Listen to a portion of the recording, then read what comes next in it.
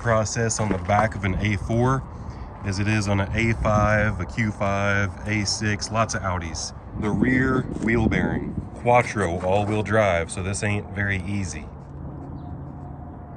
A drive axle comes through the middle of it, and it's actually probably better to do it with the wheel on because all the lug studs are secure, and you can take this cap off and you can put the tool right through here and bust it loose. So I suggest doing this with the wheel on. You lock this caliper up with the wheel off and you put this on here to try to bust it loose, the only resistance that you have is this little tiny set screw. So you could shear this off or damage it. Now you could put the lug bolts through here with the wheel off, but you see these holes in the rotor are actually bigger than, I'll have to show you. These holes in the rotor are actually bigger than the threads. So you could also stress this screw even if you just bolted these wheel studs back in. So best possible scenario is to bust this nut off loose before you take the wheel off. Here's another look at that set screw. It's just tiny little threads.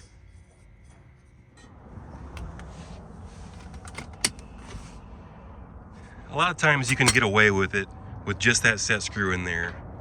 Yeah, you're probably right. You can get away with it most of the time. And I will bust it loose like this with just that screw in there and see what happens. Now you see there's a lot of deflection on this bar.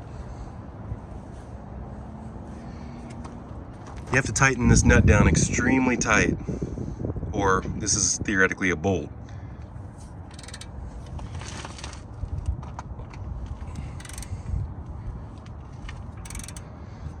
If for some reason this bolt came out, the only thing holding this assembly together would be this caliper. I could take this off in one piece, but it's easier just to lock up these slide pins and take this 13mm bolt out of the back. I'll be using my Knipex alligators. The wrench is too fat to fit right here. I'm also going to use my long flex head ratchet wrench, and you can get these at Harbor Freight. Pretty much all the same people make them, and Harbor Freight has a lifetime warranty, and they're the cheapest. So just hold the pliers on one side and bust it loose on the other. Same with the bottom. You want to get the bottom all the way out before you get the top all the way out, or else the caliper's going to want to pivot. You might not always have enough slack in this caliper to remove it from the brake rotor, because this is an electronic brake caliper. But in my case, looks like I can wiggle it off. Now I'm just going to lay it right here. It'll be perfectly fine. And I don't really need that. This shim just fell off. Make sure that it's properly located on the pad and the tabs aren't bent or anything. I'm just going to keep these pads in place, and I'm going to take off this caliper bridge in one piece with these bolts right here. Every time you have your caliper off, you also want to feel your slide pins. You can just pop this right off, and these should get greased every time you do rear brakes, because these can get locked up and cause uneven brake wear. I'll be using my Harbor Freight extendable breaker bar. I can only use it on the shortest setting this time, and I don't have a whole lot of room to swing, but gotta make sure you're going the right way. I'm just gonna chop it down a little bit. Okay. Once you bust it loose with the breaker bar, then it's easier to get it with the ratchet. See the long breaker bar ratchet type deal I had right here? There's too much of an extension on this bar. You can't get a good clean shot at it and get it inside the fender well. So that's why it's nice to have a breaker bar. And I typically wouldn't use a really long handle. You could typically go down to a 3/8 with a small ratchet and just get it the rest of the way, or even an electric ratchet. It's not necessary to disturb the pads. You can just leave them right where they're at and set that to the side. In this particular case, I was able to get it just with a regular ratchet and a socket. But you want to be careful because these things can strip out and even break off fairly easily. This might not even get it. Oh, look at that. It just fell right off. This thing was not even corroded on. I'm going to go ahead and take this backing plate off as well. That'll help you get a little bit more of a better view. The downside of taking this off is you could risk snapping these bolts off into the spindle. Into this, it's not a steering knuckle, it's a rear knuckle. With those 4 bolts removed, we can lay this to the side. Now I'm going to do this bearing a different way even yet. Now there's a lot less clearance on the rear to get to these bolts back here. This is going to be difficult. I'll try to show you better. I'm going to start with this striking flathead.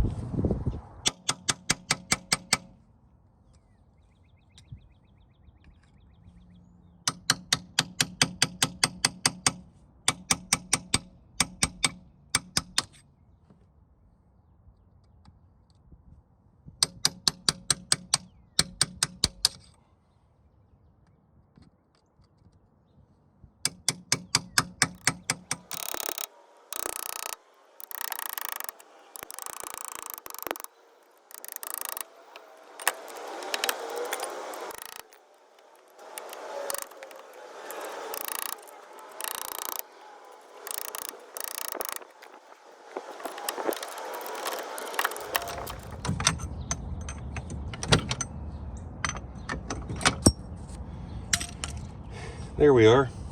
I got that out by hand with just the tools that I had in my bag. Now I showed in a different video. First we're going to take this bearing race off again, the way I showed you last time, but you probably didn't see it.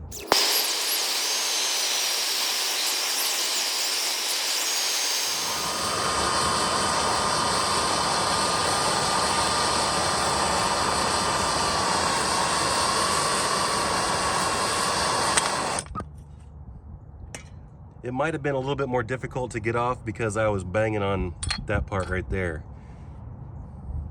Last time it came off a lot faster. There's a lot going on back here.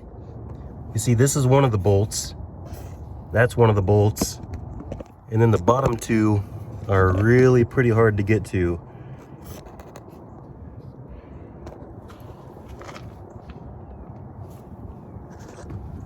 You see, I can barely even show them to you. We have a shock and a lower control arm in the way. It's tucked way back in here. It is hard to get to, trust me. And then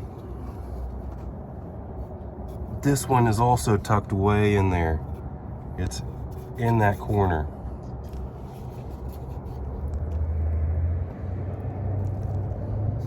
You can see it right here, and you can see that one right there.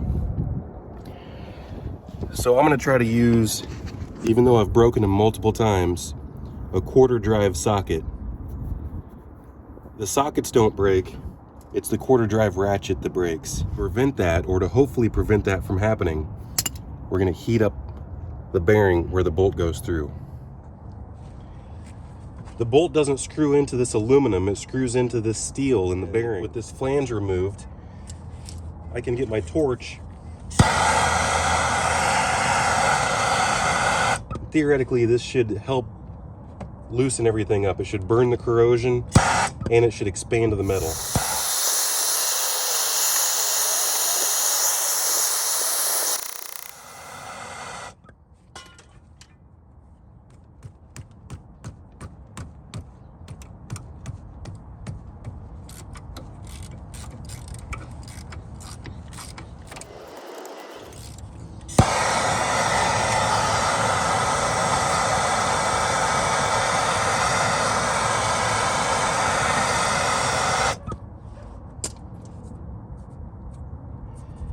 See, I was getting the heat a little bit too close.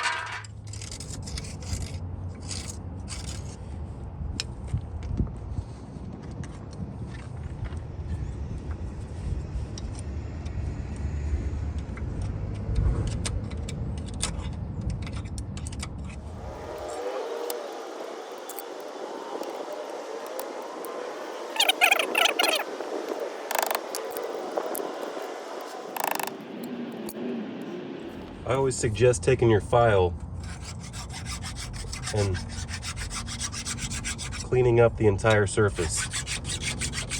If you use a chisel method like I did, it's a possibility you could have a couple inconsistencies because this is aluminum. Now I'm going to bolt this new bearing in just like this without pressing this flange in first. I'm going to press this flange in with the wheel bolt. We're going to see how it works. I've never tried it before. But I want you to like and subscribe. That's why I'm trying all these different things. So now with your bearing bolted in, I'm going to push the CV axle back out a little bit. I'm going to push the flange in. I'm going to try to get the splines inserted first. There we are. Splines are inserted. Now we should have enough threads. You want to get at least 4 or 5 full turns if you can. And I'm going to start by just tapping it. Tap it in a little bit, get it started a little bit more. But we got to do the final torque after everything's back together. So I'm just drawing it in with the axle itself.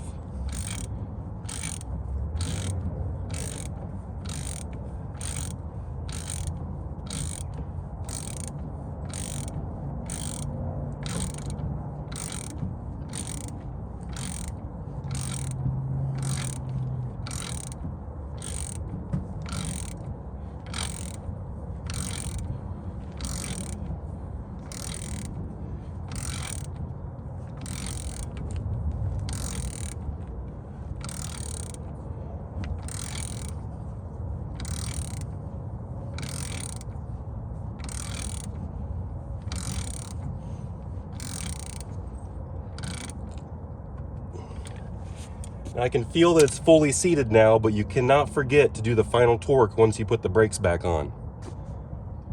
I wouldn't necessarily suggest anyone try that. That's probably not a good method because when you press that flange in with the bolt, you could actually pop this bearing race out before it actually seats. So it could push this bearing race out and then it would push it back in. And that's not necessarily healthy for the bearing. What would be far better is to take that flange, set it up against your old bearing like this, set the flange on top, and then drive it in with a hammer from the top down if you don't have a press. If you absolutely have to get it done, I would put the flange right here on top of the old bearing and carefully drive it home with a sledgehammer. Give me your comments and opinions. I've got a bunch of parts cars, so I can afford to take risks like burning up a wheel speed sensor. Sometimes they don't come out too easy. Like the first parts car I tried to get this out of, it was seized in there just like the one that was originally in this vehicle. My second parts car, it came out easily.